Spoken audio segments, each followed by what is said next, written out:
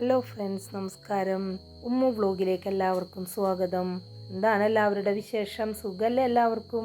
അപ്പം നമുക്കിന്ന് വളരെ ടേസ്റ്റി ആയിട്ടുള്ള ഇലയട ഉണ്ടാക്കാം അല്ലേ? അപ്പോൾ അതിന് ഞാനിവിടെ 3 അച്ച് ശർക്കര എടുത്തിട്ട് 1.5 കപ്പ് വെള്ളത്തിൽ ഉരുക്കിയെടുത്തിട്ട് അത് നല്ലപോലെ അരിച്ചെടുത്തതാണ് കേട്ടോ. ഇനി അത് അടുപ്പത്ത് വെച്ച് ഒരു മീഡിയം ഫ്ലെയിമിൽ ഞാൻ അടുപ്പത്ത് വെച്ചിട്ടുണ്ട്. അതിലേക്ക് 1 ടീസ്പൂൺ നെയ്യും നമ്മുടെ മധുരം ബാലൻസ് ചെയ്യാനായിട്ട് ഒരു പിഞ്ച് ഉപ്പും ഇട്ട് കൊടുത്തിട്ടുണ്ട്. നമുക്കതൊന്ന് അടച്ച് മൂടി വെക്കാം, നല്ലപോലെ തിളച്ച് വരട്ടെ കേട്ടോ.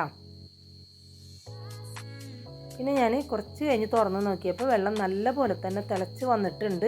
ഇനി അതിലേക്ക് നമ്മൾ വെള്ളം എടുത്തില്ലേ, അതേ പാത്രത്തിൽ തന്നെ 2 പാത്രം വറുത്ത അരിപ്പൊടി എടുത്തിട്ടുണ്ട്. ഇനി നല്ലപോലെ നമുക്ക് ആ പൊടി ഇളക്കി കൊടുക്കാം കേട്ടോ. നന്നായിട്ട് തന്നെ പൊടി വാടി വരട്ടെ കേട്ടോ.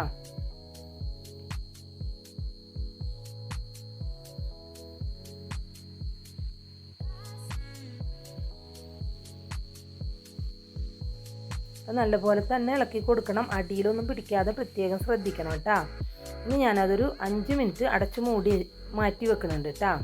അപ്പോൾ ഈ സമയം നമുക്കിവിടെ 2 നേന്ത്രപ്പഴം എടുത്തിട്ടുണ്ട്. നല്ല പഴുത്ത നേന്ത്രപ്പഴം തന്നെ കേട്ടോ ഞാൻ എടുത്തിട്ടുള്ളത്. അതിൻ്റെ തോലൊക്കെ കളഞ്ഞ് ചെറിയ കഷ്ണങ്ങളായിട്ട് അരിഞ്ഞെടുത്തിട്ടുണ്ട്. പിന്നെ ഒരു നാളികേരത്തിൻ്റെ പകുതി മുറി നാളികേരം ചിരകിയതും 1 ക്യാരറ്റ് ഗ്രേറ്റ് ചെയ്തതും കുറച്ച് അണ്ടിപ്പരിപ്പ് ചെറിയ കഷ്ണങ്ങളായിട്ട് അരിഞ്ഞെടുത്തിട്ടുണ്ട്. പിന്നെ 1 ടീസ്പൂൺ ചെറിയ ജീരകവും ഇട്ട് കൊടുത്തിട്ടുണ്ട്. ഇനി ഒരു പാത്രം അടുപ്പത്ത് വെച്ച് അത് നല്ലപോലെ തന്നെ ചൂടായി വന്നപ്പോൾ അതിലേക്ക് 2 ടീസ്പൂൺ നെയ്യ് ഒഴിച്ച് കൊടുത്തിട്ടുണ്ട്. അപ്പോൾ നെയ്യ് നല്ലപോലെ തന്നെ ചൂടായി വരുമ്പോൾ അതിലേക്ക് നമ്മൾ അരിഞ്ഞു വെച്ച പഴം ഉണ്ടല്ലോ അതും ഇട്ട് കൊടുക്കുന്നുണ്ട്. ഒന്ന് നല്ലപോലെ നമ്മളെ പഴം ഒന്ന് വാടി വരട്ടെ കേട്ടോ. നന്നായിട്ടൊന്ന് ഇളക്കി കൊടുക്കുന്നുണ്ട്.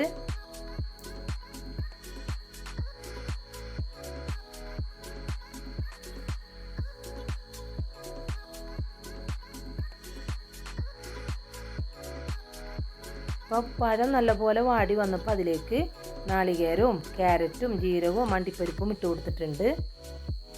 ഇനി എല്ലാം കൂടി നല്ലപോലെ തന്നെ ഒന്ന് ഇളക്കി യോജിപ്പിക്കുന്നുണ്ട്.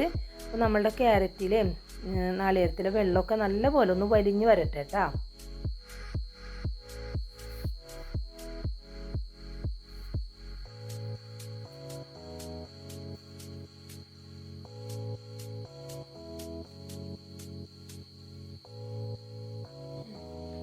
നല്ലപോലെ തന്നെ വെള്ളമൊക്കെ വറ്റി വലിഞ്ഞു വന്നിട്ടുണ്ട്.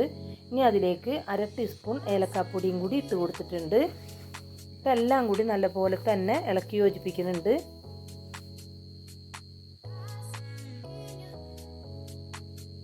ഇപ്പം ഞാനത് അടുപ്പത്തുനിന്ന് മാറ്റി വെക്കുന്നുണ്ട് കേട്ടോ. പിന്നെ നമ്മൾ പൊടി വാട്ടി വെച്ചില്ലേ, അത് ഒരു പാത്രത്തിലേക്ക് ഇട്ട് കൊടുക്കുന്നുണ്ട്. ഇനി അതിലേക്ക് നമ്മളുടെ പഴത്തിൻ്റെ കൂട്ടും ഇട്ട് കൊടുത്തിട്ടുണ്ട്. എന്നിട്ട് ഒരു കയ്യിൽ വെച്ചിട്ട് എല്ലാം കൂടി നല്ലപോലെ തന്നെ ഒന്ന് ഇളക്കി യോജിപ്പിച്ച് കൊടുക്കണം കേട്ടോ. കണ്ടില്ലേ, നല്ലപോലെ തന്നെ ഞാൻ യോജിപ്പിച്ചെടുത്തിട്ടുണ്ട്. ഇനി കൈ വെച്ചിട്ട് നമുക്കത് നല്ലപോലെ കുഴച്ചെടുക്കാം കേട്ടോ.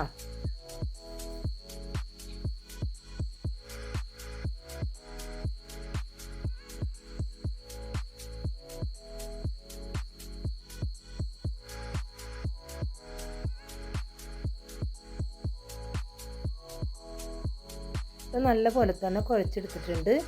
ഇനി നമുക്കത് കുറേശ്ശെ പൊടി എടുത്തിട്ട് ഒരേ ബോളുകളാക്കി എടുക്കാം കേട്ടോ.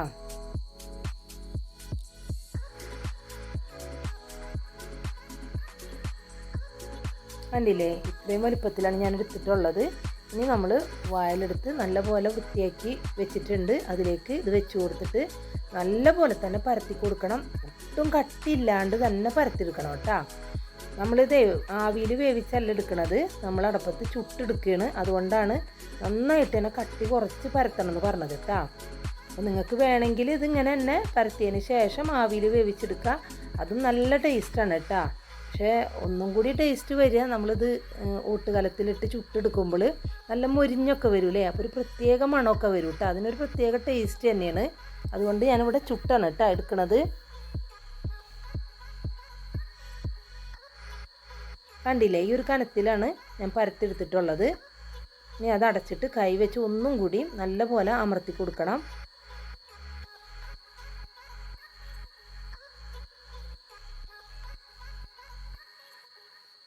അപ്പോൾ നമുക്കിനി ബാക്കിയുള്ള പൊടിയും ഇതേപോലെ തന്നെ ചെയ്തെടുക്കാം കേട്ടോ. കയ്യിലിട്ട് നല്ലപോലെ ഇങ്ങനെ ഉരുട്ടിയെടുക്കുക. എന്നിട്ട് വാഴയിലയിൽ വെച്ചിട്ട് നല്ല പോലെ തന്നെ കട്ടി കുറച്ച് പരത്തിയെടുക്കുക. നമ്മൾ ഈ ചുട്ടെടുക്കണതായതുകൊണ്ട് എത്രത്തോളം കനം കുറക്കാൻ പറ്റുമോ അത്രയും കനം കുറച്ച് തന്നെ പരത്തിയെടുക്കണം. അല്ലെങ്കിൽ പെട്ടെന്ന് വേവൂല, ഉള്ളു വേവാതെ പുറമെ ഇങ്ങനെ മുരിഞ്ഞു വരും. കണ്ടില്ലേ, ഈ ഒരു കനത്തിലാണ് ഞാൻ എടുത്തിട്ടുള്ളത്. ഇനി അത് അടച്ചു കൊടുത്തിട്ട് കൈ വെച്ച് നല്ലപോലെ പരത്തി കൊടുക്കണം കേട്ടോ.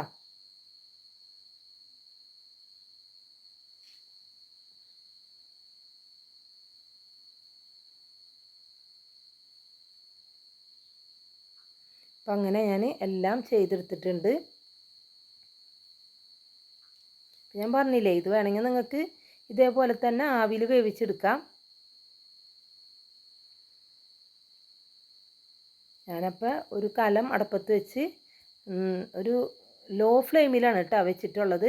നല്ല പോലെ തന്നെ ചൂടായി വന്നപ്പോൾ അതിലേക്ക് നമ്മളുടെ അപ്പം ഇട്ട് കൊടുക്കുന്നുണ്ട്. ഇട്ടൊന്ന് ചെറുതായിട്ടൊന്ന് വാടി വന്നപ്പോൾ ഞാനതൊന്ന് മറിച്ചിടുന്നുണ്ട്. അപ്പോൾ പ്രത്യേകം ശ്രദ്ധിക്കണം, ലോ ഫ്ലെയിമിൽ മാത്രം ഇത് ചെയ്യാൻ പാടുള്ളൂ. ഇല്ലെങ്കിൽ ഉള്ളു വേവാതെ പുറമെ പെട്ടെന്ന് കരിഞ്ഞു പോകും കേട്ടോ. അത് വളരെ ശ്രദ്ധിക്കണേ. അപ്പോൾ കുറച്ച് സമയം എടുത്ത് തന്നെ നമുക്ക് ഇത് പെട്ടെന്നൊന്നും ചെയ്തെടുക്കാൻ പറ്റില്ല കേട്ടോ ഇങ്ങനെ ചെയ്യുമ്പോൾ. കണ്ടില്ലേ, ഒരെണ്ണം ഇവിടെ റെഡി ആയിട്ടുണ്ട്. ഞാനിപ്പോൾ രണ്ടാമത്തതും ചെയ്ത് കാണിക്കുന്നുണ്ട്. ആദ്യം ഒന്ന് വാടാൻ വേണ്ടി മറിച്ചിട്ട് പിന്നെ ഞാൻ തിരിച്ചിട്ടിട്ടുണ്ട്. അപ്പം ഈ ഭാഗം നല്ല പോലെ തന്നെ മുരിഞ്ഞു വന്നിട്ടുണ്ട്. നല്ല മണമൊക്കെ വരുന്നുണ്ട് കേട്ടോ ഇത് മുരിഞ്ഞു വരുമ്പോൾ. അപ്പം അതും റെഡി ആയിട്ടുണ്ട്. കണ്ടില്ലേ, നല്ല ടേസ്റ്റി ആയിട്ടുള്ള ഇലയുടെ ഇവിടെ റെഡി ആയിട്ടുണ്ട്. അപ്പോൾ ഈ നേന്ത്രപ്പഴവും ക്യാരറ്റും ഒക്കെ കഴിക്കാൻ ഇഷ്ടമില്ലാത്ത മക്കൾക്ക് ഇതുപോലെ ചെയ്ത് കൊടുത്താൽ ഭയങ്കര ഇഷ്ടമാകും കേട്ടോ. അപ്പോൾ ഒരു സ്കൂളൊക്കെ വിട്ട് വരുന്ന സമയത്ത് നമുക്ക് വളരെ പെട്ടെന്ന് തന്നെ ചെയ്തെടുക്കാവുന്ന ഒരു പലഹാരമാണ്. അപ്പോൾ നിങ്ങളെന്തായാലും വീട്ടിൽ ഇതുപോലെ തന്നെ മക്കൾക്കൊക്കെ ചെയ്ത് കൊടുക്കണം. അപ്പോൾ നല്ല ടേസ്റ്റി ആയിട്ടുള്ള നല്ല സോഫ്റ്റ് ആയിട്ടുള്ള ഇലയുടെ ഇവിടെ റെഡി ആയിട്ടുണ്ട്. അപ്പോൾ എന്തായാലും വീട്ടിൽ നിങ്ങളിതുപോലെ ചെയ്ത് നോക്കിയിട്ട് ഇതിൻ്റെ അഭിപ്രായം കമൻറ്റിലൂടെ എന്നെ അറിയിക്കുകയും വേണം. അപ്പോൾ ഞാൻ എപ്പോഴും പറയണ പോലെ തന്നെ എൻ്റെ ചാനൽ ആദ്യമായിട്ട് കാണുന്നവരാണെങ്കിൽ എന്നെ സബ്സ്ക്രൈബ് ചെയ്യാനും ലൈക്ക് ചെയ്യാനും ഷെയർ ചെയ്യാനും മറക്കരുതേ. എന്നെ സപ്പോർട്ട് ചെയ്യണേ. അപ്പോൾ അടുത്തൊരു വീഡിയോ ആയിട്ട് ഞാൻ വരുന്നതാണ്. എൻ്റെ വീഡിയോ കാണുന്ന എല്ലാവർക്കും നന്ദി, നമസ്കാരം.